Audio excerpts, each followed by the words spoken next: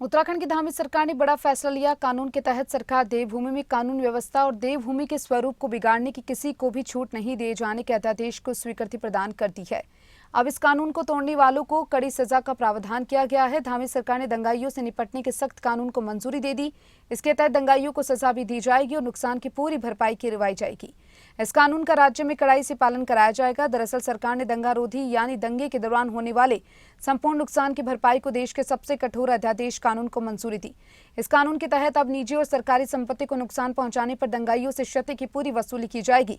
इसके अलावा 8 लाख तक का बड़ा जुर्माना और दंगा नियंत्रण में सरकारी अमले और अन्य काम पर आने वाले खर्चे की भरपाई भी की जाएगी।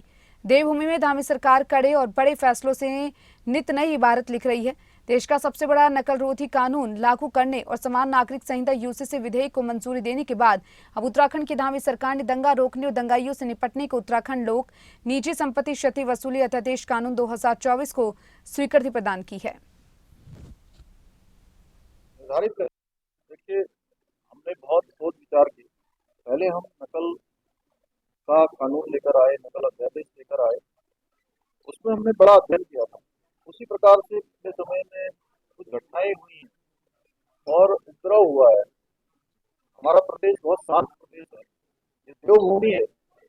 यहाँ पर इस प्रकार की तोड़फोड़, इस प्रकार का उपद्रव, निजी और सरकारी संपत्तियों को क्षति पहुंचाना, इसका कोई स्थान नहीं है। इसलिए हम अध्यादेश लाकर संपत्ति को नुकसान पहुंचाने वालों को, उपद्रव करने वालों पे कानून में कठोर कार्रवाई, उनके लिए कोई रास्ता न बचे, इसलिए हमने ये कानून लाए हैं। इसमें हमने कठोर सजा का प्रावधान है, उनकी संपत्ति जब्त करने का अधिकार है, उनसे पूरी वसूली का अधिकार है और जो भी इसमें लिप्त पाया जाएगा प्रथम दृष्टया 8 लाख तक का जो है उसके ऊपर सीधे जुर्माना किया जाएगा, सीधे उससे वसूली की जाएगी। अन्य जो चीजें हैं वो जो प्राधिकरण उसमें निर्धारित करेंगे, उसका आकलन करेंगे, उसके आधार पर उसकी वसूली की जाएगी। जिससे कि इसके पीछे हेतु है कि उत्तराखंड राज्य में किसी भी प्रकार की इस प्रकार की घटनाएं न हो।